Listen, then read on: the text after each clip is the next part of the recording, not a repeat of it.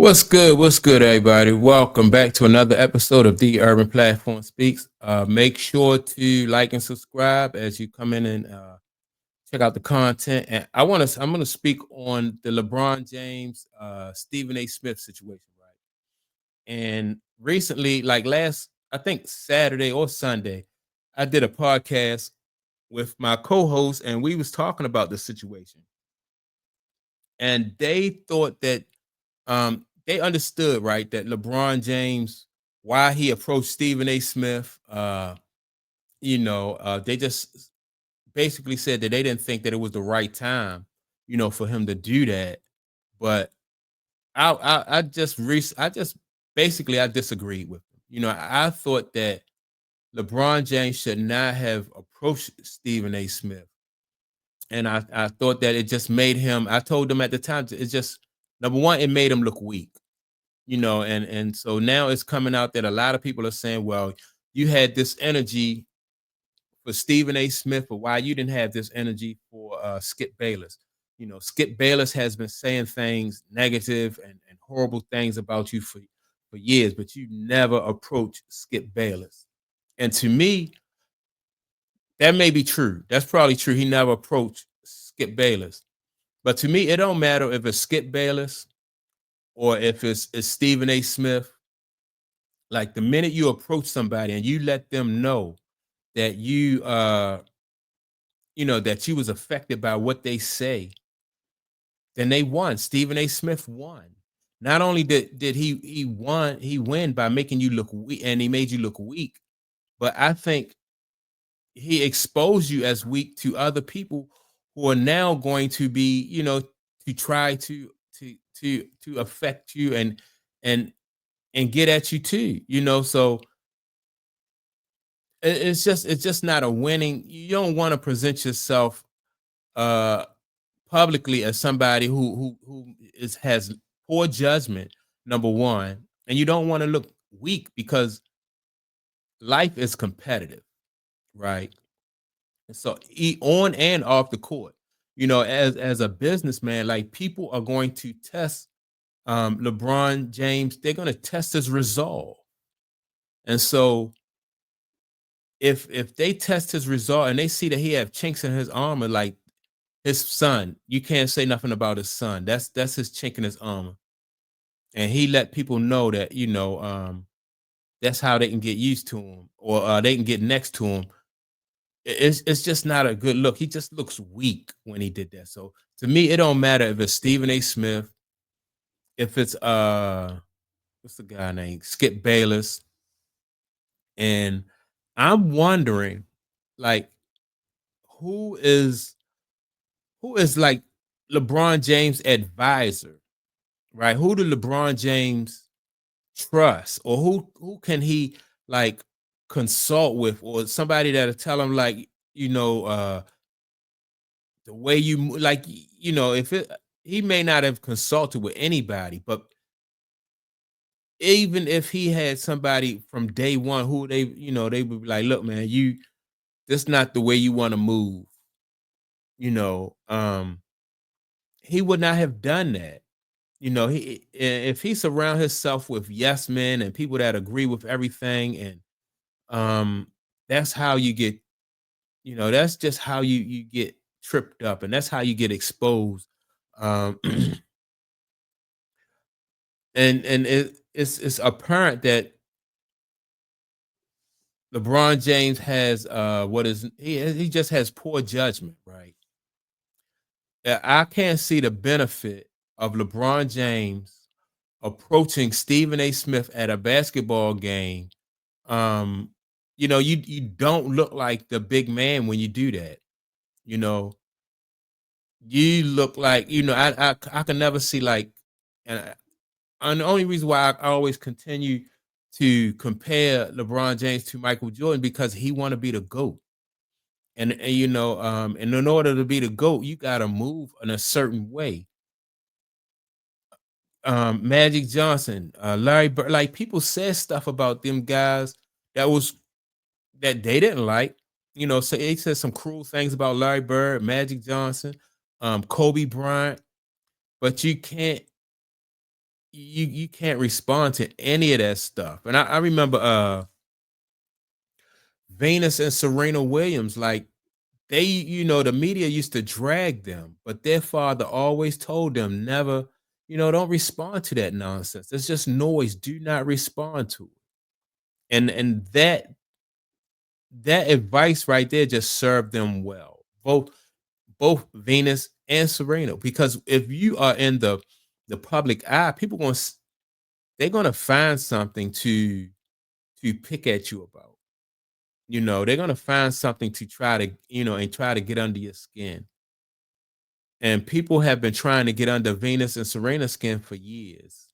And for the most part, I think they did. I think those two women did an excellent job. I think Larry Bird, Magic Johnson, Michael Jordan, like these guys, they handled the media. They did an excellent job.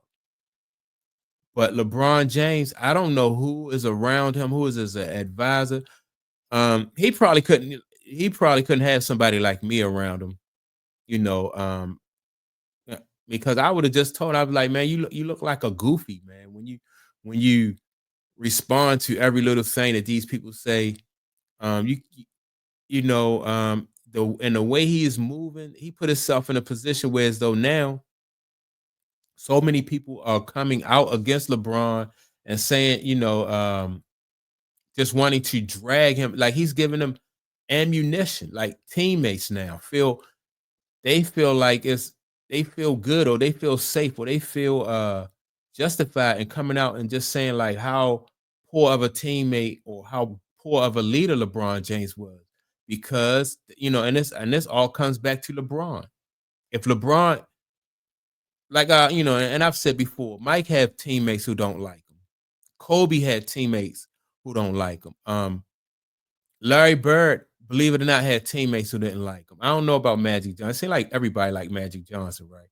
But for the most part, Isaiah Thomas had, I don't know about, I think people really, some people, I don't know if his teammates don't like him, they respect him. Everybody has somebody who don't like you, right? But the thing is, they are not emboldened to come out against Isaiah, Magic, or Bird because Isaiah, Magic, and Bird don't give them any more ammunition. You know what I mean? If you come out now and say something against Bird, that's gonna be like you saying, I mean, it's not gonna look good. They were like, oh, he kind of salty because Bird didn't show him any favor, or Magic didn't show him, or you hating on LeBron. I mean, you hating on Kobe. You can't say nothing bad about them publicly. If you feel any type of ill will towards some guys, you just gotta swallow, and you have to swallow that. You gotta hold on to that because they not gonna give you any more info or any more ammunition to drag them than what you already had. And so I seen Mario Chalmers did a video with what's the guy named Dwight Howard, and now they are emboldened, right, to come out and say, what a poor teammate LeBron was. Why?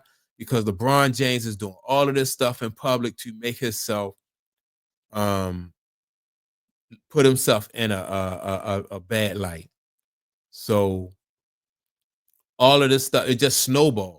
It snowballs. Your decision making for him to bring his son on, and put him in a position. Now he's going out after Stephen A. Smith.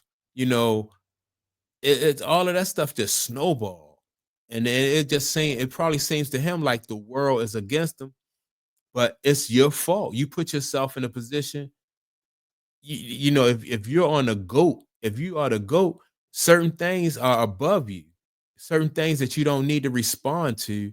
And now, just poor judgment, no, not the right people surrounding you, somebody that who he would listen to, and somebody who you trust, and all of this stuff is just snowball. And so basically it's like I said, it's weakness because LeBron James feel like he's the man, he have all the answers. He don't need anybody. And you can tell by the way that LeBron James, the way he moved, that he think he can do it all himself. He thinks, that he can do it all himself. He wants all the credit, none of the blame. And that's how he's been for his entire career. he expects to get all the credit and none of the blame. And so when he do stuff like pull up on Stephen A. Smith, he's thinking that he's showing Stephen A. Smith up. He's putting Stephen A. Smith in his place, but he looked weak. He looked weak, and it had the opposite. That move right there had the opposite effect of what he was looking for. And so now, people dragging him for that. But the thing is, he's given all of these guys, everybody, all this ammunition to now to come after him. And that's a bid. He made that bid. And so now I don't know, you know, what else, or what he can do. I guess right now what he need to do is just focus on basketball and stay out of people's face, basically, and try to make better decisions. If you think you the goat, move like the goat. I never seen, and him, LeBron James and Kevin Durant are emotional guys. They wear, what I mean. They react to their fans. They react to people in the media, and I've always said that, like, men who come from like single parent households need to learn how to be stoic. And that's, you can tell, and it's true, you can tell a man who comes from a single parent household because they are more emotional. They react, because they're used to being around women all the time, so they take on those characteristics. I had a friend a long time ago, just he told me that, right? And because I come from a single parent household, was raised by my mother, lived with grew up with my mom and my two sisters. And a friend of mine told me that, a long time ago, that, that his father told him that, you can tell a young man who has been raised by their mother because they are more emotional. They're more likely to act on impulse. And first, I kind of took offense to it, right? But then when I thought about it, and then I thought about the guys who I know who grew up in two-parent household, they did act different. They had their fathers around. Those guys act different than myself and guys who grew up in a single parent household. And so that's not a death sentence, but it's something that you have to be aware of. And so after a while, I appreciated this guy letting me know, that you have to be in control of your emotions. You have to be like stoic. You got to be stoic, and you got to be, like I said, under control at all times, and not let things bother you. It's important to not panic in situations, and you have to be able to think. You know, you got to be able to think under pressure and stuff. Because things happen. Panicking, when you panic never helped anybody. You know what I mean? If you panic, you're more likely to put yourself in a worse position than you was, before before you, if you didn't panic. That's the worst thing you could do in any situation, is panic. Number one, you wasted time. Number two, you more likely to make a move that is going to put you in a worse situation. So you can't react out of emotion. You gotta be stoic. You gotta pause and try to think your way out of a situation. And that's what I see from Kevin Durant. That's what I see from LeBron James. These guys are just emotional. And LeBron James, if you look at the film with LeBron James, like just before he went up to Stephen A. Smith, you can tell that he was kind of emotional. Like he left a huddle. Like, this was like in the third quarter, like at the end of the third quarter. LeBron James left a basketball huddle or a timeout to go approach Stephen A. Smith about something that Stephen A. Smith said to his son. And he allowed himself to get worked up. And so, like I said, that's not just wasn't a good move. And it made him look weak. It backfired on him. But like I said earlier in this video, I just think that the ramifications for that will be felt um long after, this situation is over with, because people see LeBron James in a different light. And all of this stuff is just snowballing out of control. And the reason why it is, like I said before, is he is allowing it to do that by his reactions to these situations. He's not facing those situations that no other professional athlete, everybody, all of these guys get criticized. All these athletes take criticism, um, but you can't let it affect you to the point where you just react. And now you're giving people more ammunition, and you give people kind of insight into how your mind works. And that's what you don't want to do. You definitely don't want to give them any insight into how your mind, and people don't realize how important that is, to not let your opponents, not let your not let people know like how your mind work or how you think, because if they know that, then they can manipulate you. And so now that people they have a pretty good idea of what makes LeBron tick, they can manipulate him, and you don't even have to know him like on a personal basis.